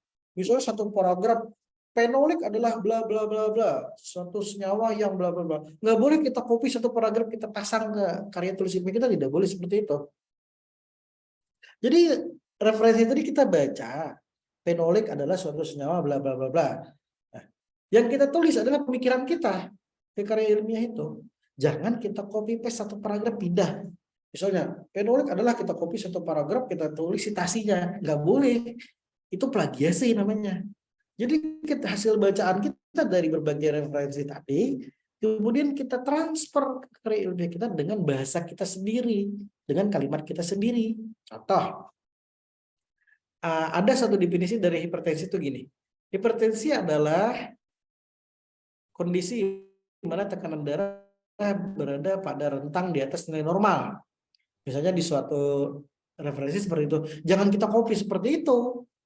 Kita kan tahu hipertensi yang disebutkan itu adalah rentang tekanan darah di atas nilai normal, di mana misalnya kita di referensi lain kita tahu sistolnya lebih dari 120, diastolnya lebih dari 80. Kemudian di referensi lain juga disebutkan bahwa kenaikan tekanan darah di atas normal itu terjadi secara persisten. Kita bikin menurut kita sendiri dari berbagai referensi tadi, dari berbagai definisi hipertensi tadi. Bisa kita gabungkan saja.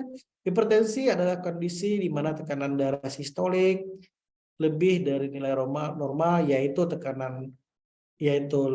hipertensi adalah tekanan darah di atas nilai normal ya, dengan tekanan darah sistolik lebih dari 120 dan tekanan darah diastolik lebih dari 80 yang terjadi secara persisten. Nah, secara makna kan sama, tapi itu adalah buah dari pemikiran kita, hasil dari pemikiran kita, atau hasil dari kita membaca dan memahami sumber referensi, kemudian kita transfer hasil bacaan tersebut ke dalam karya tulis ilmiah kita dengan bahasa kita sendiri, sehingga hal tersebut bisa mengurangi plagiasi.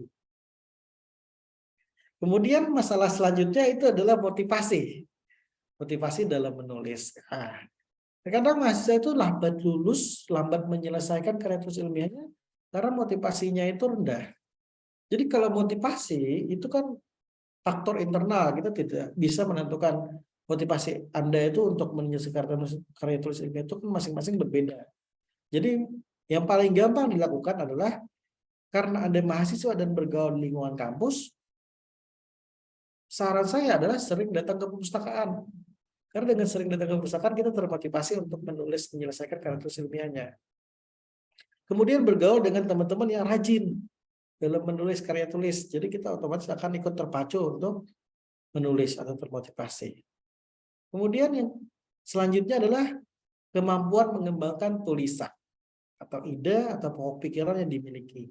Kita dalam hal ini contohnya adalah misalnya mahasiswa itu ketika proposal bab 2-nya itu mungkin ada 20 halaman. Ketika bab 4 hasilnya cuma 5 halaman.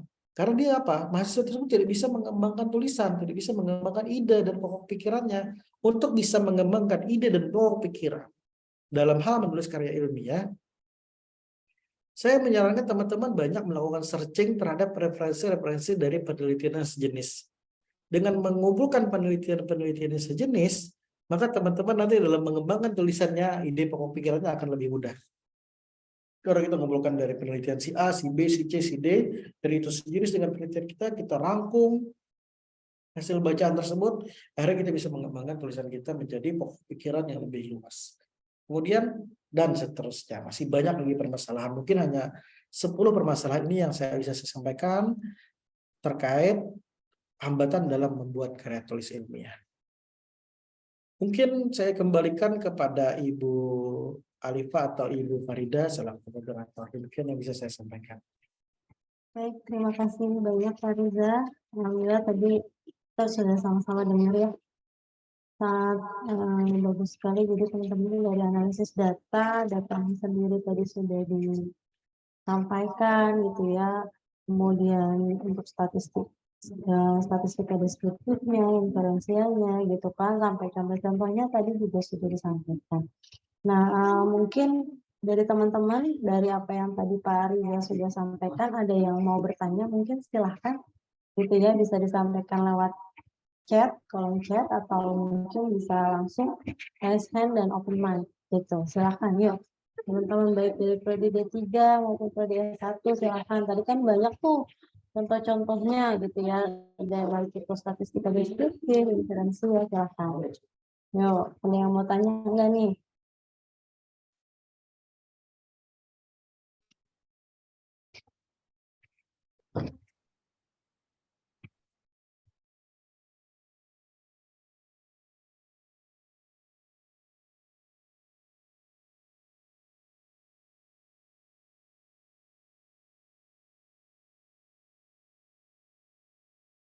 Oke,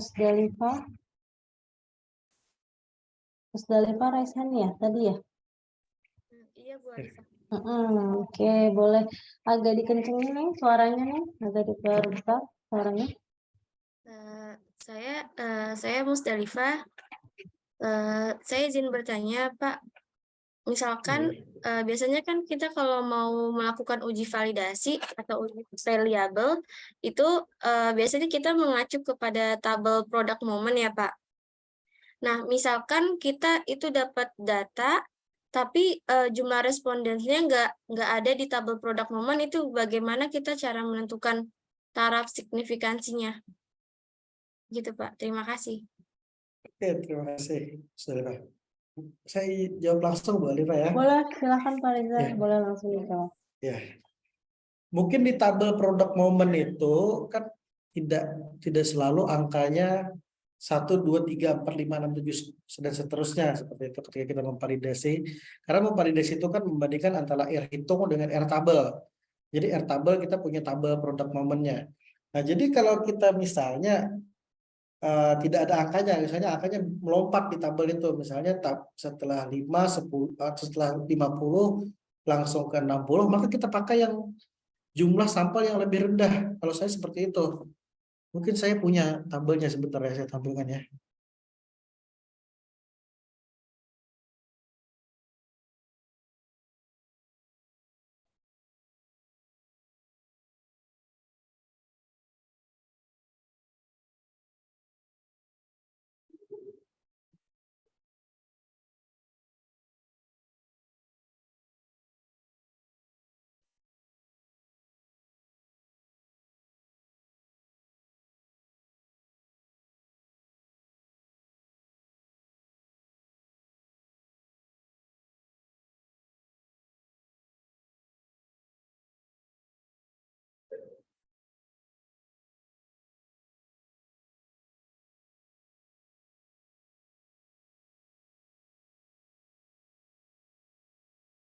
Apakah sudah tampil?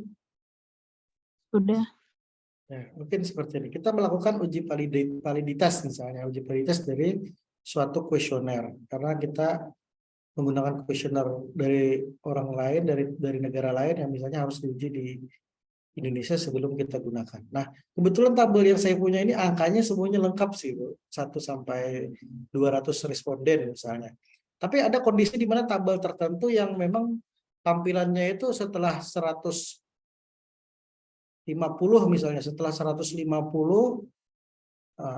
misalnya 151 misalnya, kalau tingkat signifikasinya kita pakai yang dua arah yang 0,05 yang ini 0,1587, kemudian lanjut langsung ke 160 ke yang 0,1543. Tapi sampel uji validitas kita 155. Kan misalnya ini kan terhidden yang ini yang 152, 159. Langsung setelah 151 sampai 160. Kalau 151 kita pakai yang ini, kalau 160 kita pakai yang ini.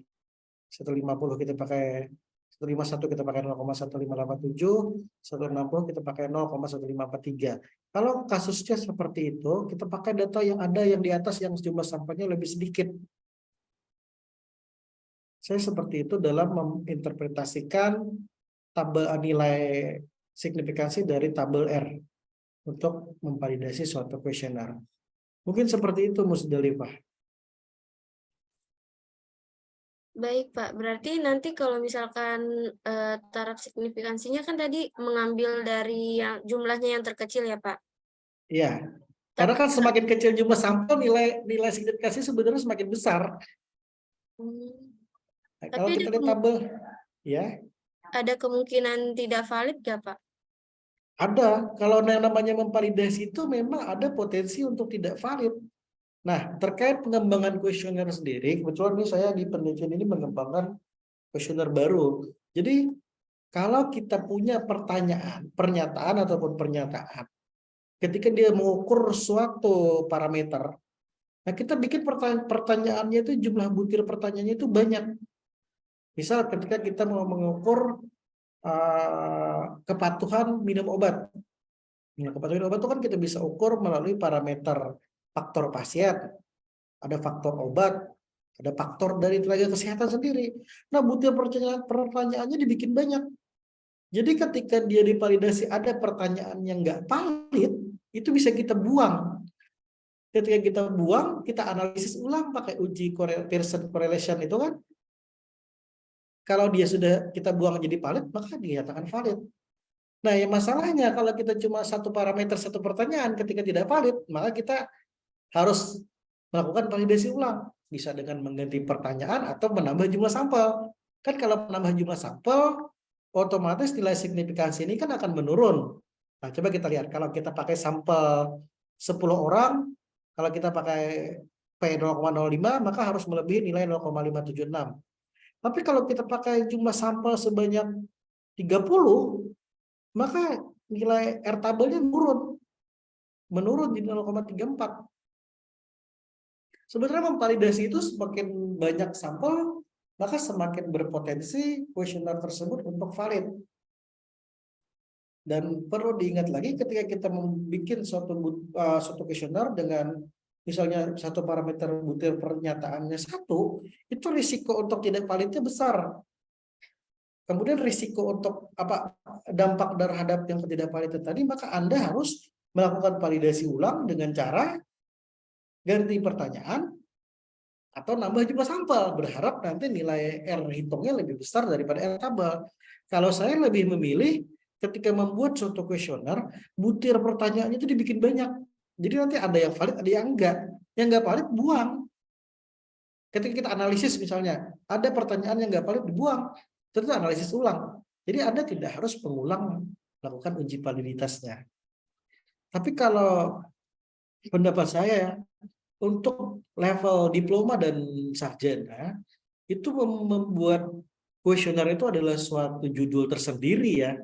Memvalidasi instrumen itu adalah suatu judul bagi penelitian diploma maupun penelitian skripsi.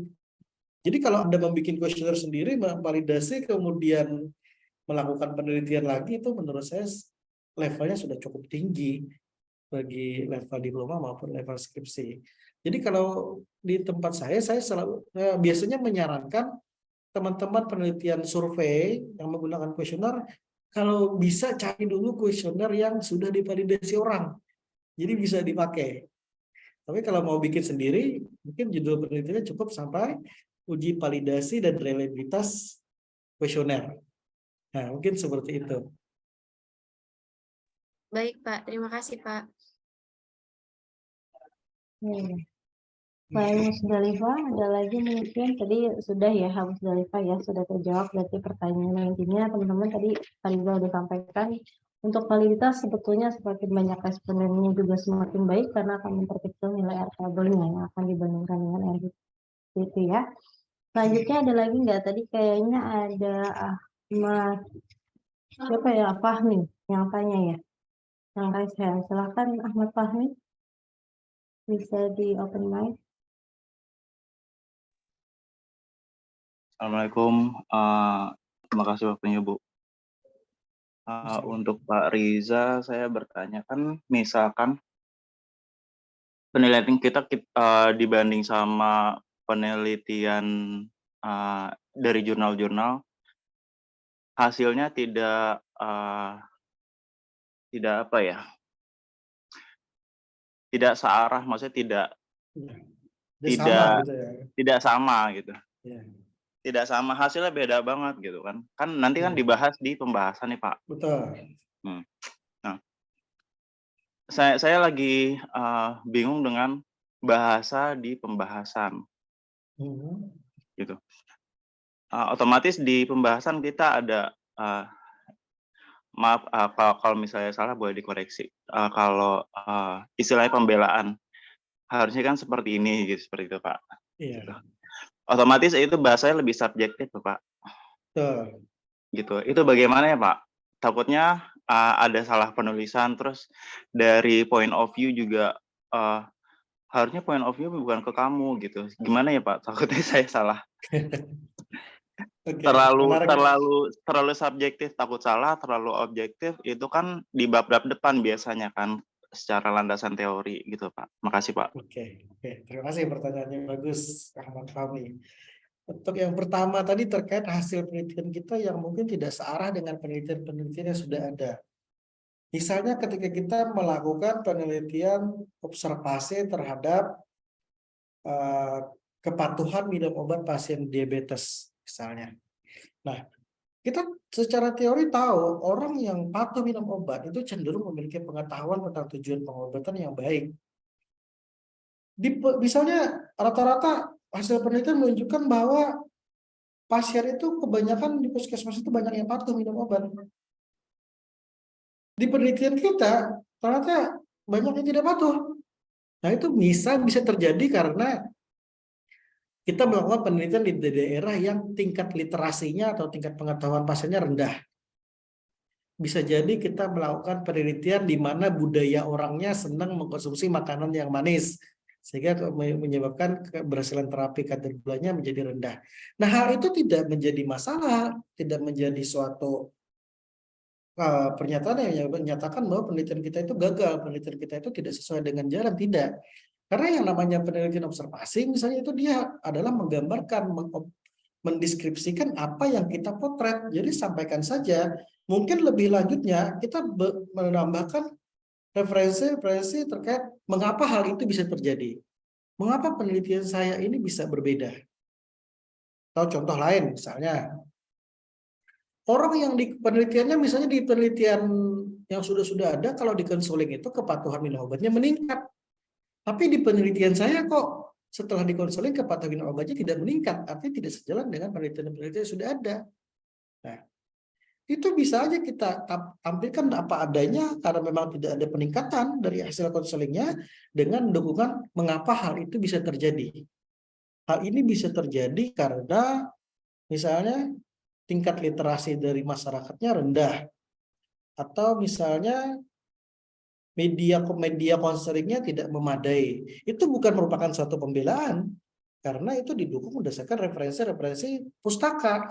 Jadi ketika Anda menyampaikan alasan mengapa penelitian ini berbeda dengan penelitian lain, sebisa mungkin itu harus berdasarkan referensi yang ilmiah dan Anda cantumkan citasinya dari pustaka yang mana, sehingga itu tidak bersifat subjektif. Menurut saya seperti itu. Karena tidak selalu penelitian kita itu hasilnya sejalan dengan apa yang dilakukan di penelitian yang lain. Atau misalnya contoh lain, identifikasi penetapan kadar fenolik dari rosella, daun rosella, bunga rosella misalnya. Di penelitian-penelitian lain, kadar fenolik dari rosella itu tinggi fenolnya. Kok di penelitian saya kadar rosellanya kok rendah? Nah, kita bisa menindaklanjuti. Rosella yang diteliti orang tuh di daerah mana? Rosella yang kita di daerah mana? Sebagai contoh, rosella itu kadar fenolnya akan tinggi ketika dia ditanam di daerah dataran tinggi. Nah, ketika dia ditanam di daerah dataran rendah, kadar fenoliknya pasti lebih rendah. Nah, itu skripsi saya dulu. Saya membandingkan kadar fenolik dari rosella dataran tinggi, dataran rendah. Nah, misalnya punya orang dataran tinggi, punya kita dataran rendah. Maka kita cari referensi. Mengapa kadar fenolik rosella kita itu bisa rendah?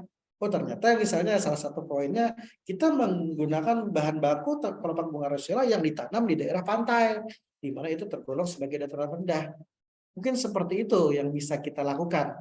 Jadi hasil penelitian itu tetap harus kita sampaikan apa adanya. Karena kalau contohnya misalnya penelitian observasi, penelitian itu nggak ada yang disebut dengan penelitian gagal. Penelitian itu kan bisa menimbulkan hasil apapun, karena kita memotret. Tinggal bagaimana justifikasi kita dalam membahas hasil penelitian kita. Dan pembahasan hasil-hasil penelitian kita itu sebisa mungkin harus didukung oleh teori ataupun referensi yang valid, referensi yang bisa dipertanggungjawabkan, referensi yang objektif, dan kita menampilkan citasinya dari mana. Seperti itu mungkin yang bisa saya sampaikan, Mas Ahmad Fahmi. Baik Pak Rizal, terima kasih. Ahmad Fahmi sudah terjawab ya. Intinya tadi Pak Rizal juga menyampaikan bahwa apapun hasil penelitiannya ya itu digambarkan saja, jadi nggak harus disampaikan atau dipaksakan harus sejalan dengan penelitian sebelumnya. Intinya harus ada justifikasi yang jelas dan referensi yang mendukung gitu dari hasil penelitian kamu. Jadi nggak harus dipaksakan sama dengan penelitian orang lain ya. Seperti itu. Oke, mungkin dari teman-teman yang lain. Tadi saya lihat di chat box juga ada pertanyaan dari Yesenia. Izin ya Pak Riza, mungkin saya bacakan. Izin bertanya, jika dalam penelitian sudah ada indikator perhitungan data dari sumber buku dan disajikan dalam bentuk tabel di Excel. Nah, kalau misalkan mau menggunakan SPSS nih, kira-kira uji apakah yang dibutuhkan pada aplikasi SPSS-nya untuk di bagian pembahasan? Mungkin seperti itu ya masuk pertanyaannya. Silakan Pak Riza. Terima kasih, Pak Oliver. Pertanyaannya ini kan ada sudah model atau indikator atau cara hitungnya dari sumber lain atau dari tabel di Excel. Mungkin contohnya ini pernah kita dapati juga dari ketika mengukur kualitas hidup menggunakan kuesioner Eurocall. Nah, kuesioner tersebut sudah punya metode cara ngitungnya gini, udah baku mereka. Pakai ini, pakai kalkulator khusus di Excel mereka. Nah, misalnya seperti itu. Kalau seperti itu, ya sudah kita bisa ngikuti mereka. Tapi kalau kita mau menggunakan SPSS, maka kita harus tahu dulu, ini kita mau melakukan uji apa? Kita mau melakukan uji distribusi frekuensi kah? Atau kita mau hanya menggambarkan frekuensinya, misalkan kita pakai uji deskriptif, atau kita mau melakukan peruji pembeda antara dua kelompok tadi, maka kita melakukan berbagai macam uji beda, atau kalau kita melihat uji korelasi, maka kita menggunakan uji korelasi untuk melihat adanya hubungan, atau kita melihat adanya pengaruh dari data dari variabel X terhadap variabel Y, maka kita melakukan uji regresi misalnya. Jadi kita harus tahu dulu seperti di slide saya tadi tujuan dari analisisnya. Tujuannya itu kita mau melihat apa? Apakah kita hanya ingin melihat data deskriptif? Maka uji deskriptif yang kita pakai. Tujuannya nanti kita apakah untuk melihat adanya hubungan, adanya asosiasi? Maka kita nanti menggunakan uji spesies korelasi. Tujuannya nanti untuk melihat apakah adanya pengaruh dari variabel tertentu terhadap variabel lain. Maka kita memakai uji regresi. Jadi tergantung keinginan kita. Keinginan kita nanti untuk melihat datanya dalam bentuk apa? Dalam bentuk uji beda kah? Dalam bentuk uji pengaruh kah? Dalam bentuk uji korelasi kah? Atau hanya untuk melihat data secara deskriptif? Seperti itu. Seperti itu mungkin Mbak Yesenia ya. Ya, oke. Baik, terima kasih. Oke, sudah terjawab ya Yesenia. Jadi intinya sekalipun ada contohnya di buku referensi lain, tapi tetap harus disesuaikan lagi dengan tujuan penelitian dari yang nanti Mbak Yesenia mau gunakan gitu ya. Jadi SPSS itu bisa mensupport berbagai analisis data gitu. Yang penting tahu tujuan datanya mau dianalisisnya ke arah yang mana gitu ya Pak Riza ya mungkin. Oke, silakan teman-teman yang lain. Ada yang mau ditanyakan lagi mungkin atau mau disampaikan ke Pak Riza, silakan. Oke, sambil menunggu nih. Sambil menunggu saya ingatkan untuk jangan lupa absen juga ya teman-teman mahasiswa ya. Oke, gimana? Ada yang mau ditanyakan lagi? Atau enggak?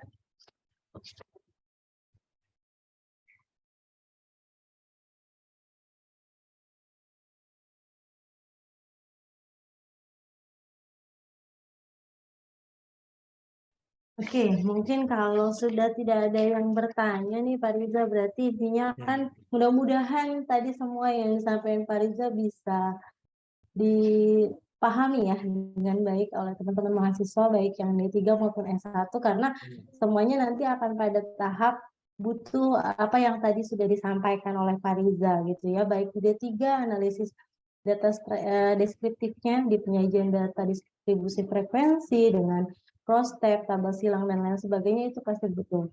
Begitu juga dengan di S1, nanti ketika sudah menggunakan uji hipotesis, gitu kan, dilihat lagi analisis data dengan statistika inferensialnya seperti apa, gitu. Tadi sudah banyak yang Pak Riza sampaikan, dan teman-teman juga sudah menanyakan, gitu ya.